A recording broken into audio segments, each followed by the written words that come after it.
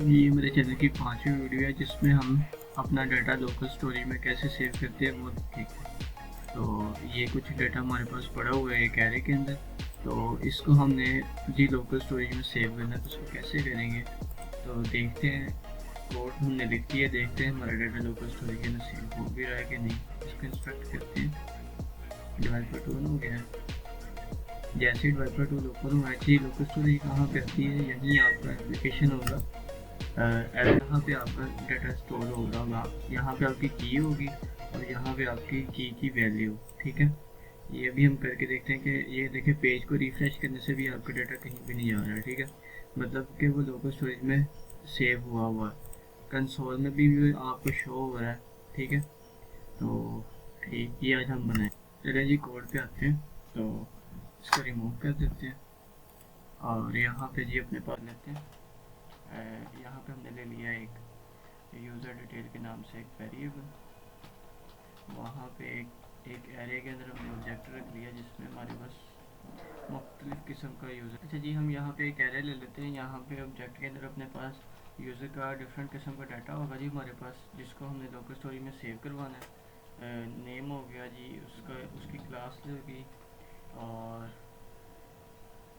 Class होगी जी उसकी, और उसकी एज है। तो एज भी आ गई हमारे पास। ठीक है, तो अच्छा जी, अभी यूज़र डिटेल है, हमने इसको लोकल स्टोरेज में कैसे सेट करवा सकते हैं। पहले हम इसका कंसोल लॉग ले लेते हैं। यूज़र डिटेल में आ गया था। ठीक है, जैसे ही हमने यूज़र डिटेल को कंसोल करवाया तो आप देखें कि आपके पास एक एरे के अंदर ये डिफरेंट किस्म का डाटा आ रहा है। ठीक है, आपने इसको जो है अपने लोकल, अच्छा जी आपके पास ये डाटा कंसोल में सारा शो हो रहा है। आप चाह रहे हैं कि मैंने इसको लोकल स्टोरेज में सेव करवाना है, मतलब कि पेज रिफ्रेश हो तो डाटा भी मेरा यहाँ से कहीं ना जाए। तो ये जी आपका लोकल स्टोरेज और ये आ गई आपकी फ़ाइल। ठीक है, ये आपकी फ़ाइल और ये लोकल स्टोरेज। ठीक है, यहाँ पे आपका की के साथ डाटा यहाँ पे वैल्यू सेव होगी। अब चलते हैं इसको सेव करवाते हैं, कैसे हम लोकल स्टोरेज में अपना डाटा भेज सकते हैं। तो आपने बस एक वेरिएबल ले लेना है, लेट सेट डाटा। ठीक है, लोकल स्टोरेज का आपने सिंटेक्स लेना है। लोकल स्टोरेज डॉट, हम लिखेंगे जी के local storage dot set item, मतलब कि हमने डाटा सेट करना है। सेट करने के लिए यहाँ पे पहला जो सा होगा ना, उसमें आपने अपनी मर्ज़ी की की देनी है। तो उस की के साथ ही आपका डाटा स्टोर होगा। की आप ले लें जी यूज़र डाटा से यूज़र डाटा, और दूसरे में आपने ये कहना है, पहले पैरामीटर में आपकी की हो जाएगी और दूसरे में आपने अब जिसको सेव करवाना है उस वेरिएबल का नाम आ जाएगा आपका। ठीक है, तो वेरिएबल का नाम है जी आपका यूज़र डिटेल, तो आपका वेरिएबल नेम आ गया। अब कंसोल लॉग करवा के देखते हैं सेट डाटा में क्या आया हुआ है। तो जैसे ही आपने सेट डाटा को कंसोल करवाया तो देखते हैं क्या देखने को मिलता है। अच्छा, अनडिफाइंड बता रहा है। ठीक है, अनडिफाइंड बता रहा है सेट डाटा को। तो एप्लीकेशन में जाते हैं तो देखो, इसने डाटा यहाँ पे यूज़र डाटा के नाम से, यूज़र डाटा क्या है जो हमने वहाँ पे उसको की पास की थी। ठीक है, ये की यहाँ पे चली गई है। तो ये की ना, ये की जनाब अली यहाँ पे चली गई है और उसके साथ डाटा जो सा ये हमारा यहाँ पे सेट होता है। जो डाटा हमने उसको दिया था वो एक ऑब्जेक्ट की सूरत में था, तो वहाँ वहाँ जाते जाते इसने हमारे सारे डाटा को ख़राब कर दिया है, मतलब कि हमारी सही वैल्यू हमें दे नहीं, रिटर्न नहीं कर रहा। तो इसको सही करने के लिए हम इसको ना लोकल स्टोरेज में भेजने से पहले इस डाटे को स्ट्रिंगिफाई में तब्दील कर देंगे। डाटा हमारा किस में आ रहा है, एरे में आ रहा है। ठीक है, अगर हम इसको जैसन डॉट स्ट्रिंगिफाई में तब्दील कर देंगे अपने ये वाले वेरिएबल को, तो जो सारा डाटा हमारा है वो स्ट्रिंग में तब्दील हो जाएगा। ठीक है, जब वो स्ट्रिंग में तब्दील होगा तो अब हमें डाटा जो सा वो कुछ बेहतर मिलने को मिलेगा। ठीक है, अच्छा जी, लोकल स्टोरेज में ये आपका डाटा सेट हो रहा है। ठीक है, मगर ये डाटा आपका सही नहीं है। मतलब क्या सही नहीं है, क्योंकि ये डाटा आपका तो एरे में था। अगर आपने इसको किसी से सेस करना होगा तो आपको ये सही तरह सेस नहीं होगा, क्योंकि ये एक स्ट्रिंग में कन्वर्ट हो गया। अब इसको ना आपने दोबारा एरे में लाने के लिए आपने ये करना है कि जब आप अपना डाटा गेट करने लगो ना, मतलब कि डाटा आपने सेट कर दिया लोकल स्टोरेज में, वो तो हमेशा के लिए ये इस वाले कोड से आपका डाटा जो है ना वो आपका लोकल स्टोरेज में जो है ना तो ये सेव हो गया, ठीक है। लोकल स्टोरेज में सेव कैसे हुआ है? लोकल स्टोरेज में सेव ऐसे हुआ है कि वो स्ट्रिंग में जाके सेव हो गया, लेकिन डाटा आपका जो है वो सेव हो गया, ठीक है। अगर आप यहाँ से पेज रिफ्रेश भी करेंगे तो डाटा आपका कहीं भी नहीं जाएगा।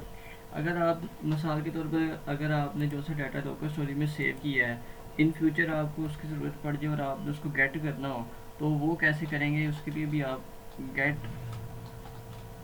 डाटा का एक वेरिएबल बताना और उसको कहना local storage dot gate item में आपने क्या करना है जी, अपना वही यूज़र डाटा जौन सी आपने उसको की पास की थी, ठीक है। जैसे ही आपने उसको की पास कर दिया और कंसोल लोग आपने करवा देना है गेट डाटा को कि जो सा डाटा मैंने भेजा था उसको मंगवा के देखो वो किस शेप में है। तो जैसे ही आपने ये किया तो आप कंसोल में जाएं, तो अब देखो डाटा आपका किस शेप में आ रहा है। मतलब कि ये तो डाटा हमने जिस हाल में भेजा था वो तो है ही नहीं है, जो सा हमने भेजा था वो तो ये डाटा था हमारे पास, उसको तो असेस पूरी तरह हो रहा था, लेकिन इस पे तो हमारे पास कोई है ही नहीं है कि हम इसको यूज़ कर सके। तो इसका हल क्या है? अच्छा, ये हो क्यों ऐसा रहा है? क्योंकि हमारा जो सा डाटा जब हम जेसन डॉट स्ट्रिंगीफाई के बगैर अपना डाटा यहाँ लोकल स्टोरेज में भेज रहे थे ना, तो डाटा हमारा जौन सा था वो स्ट्रिंग में नहीं कन्वर्ट था, मतलब कि वो ऑब्जेक्ट में कन्वर्ट हो रहा था, हमारा डाटा वहाँ से ख़राब हो रहा था।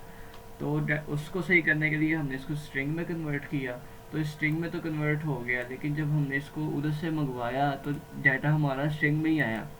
याद रखना, जब हमने अपना डाटा उधर से मंगवाना है ना, तो इसको हमने पहले ही कह देना है जेसन डॉट पास के मतलब जौन सी आपकी स्ट्रिंग वाली चीज़ है ना वो आपने न्यूमेरिकल फॉर्म में बदल लेनी है, ठीक है। आपने पहले ही कह देना है जेसन डॉट पास।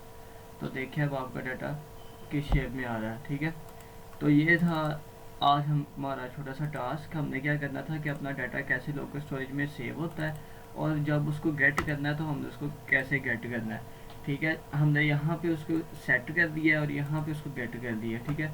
अब ये काम आप डायनामिक भी कर सकते हैं। डायनामिक कैसे कर सकते हैं कि यहाँ पे आप प्रॉम्प्ट लगा दें, कि प्रॉम्प्ट लगा सकते हैं कि enter user name, enter user name आ गया और यहाँ पे लिख देना जी, इसी को कॉपी कर लें और कंट्रोल सी और कंट्रोल वी और कंट्रोल वी, ठीक है। यहाँ पे आप प्लस लगा देना और यहाँ पे लिख देना एंटर यूज़र एज, क्योंकि जो सी एज है वो न्यूमेरिकल में आएगी, तो इसलिए हमने एहतियातन प्लस लगा दिया है। एंटर योर एजुकेशन, ठीक है।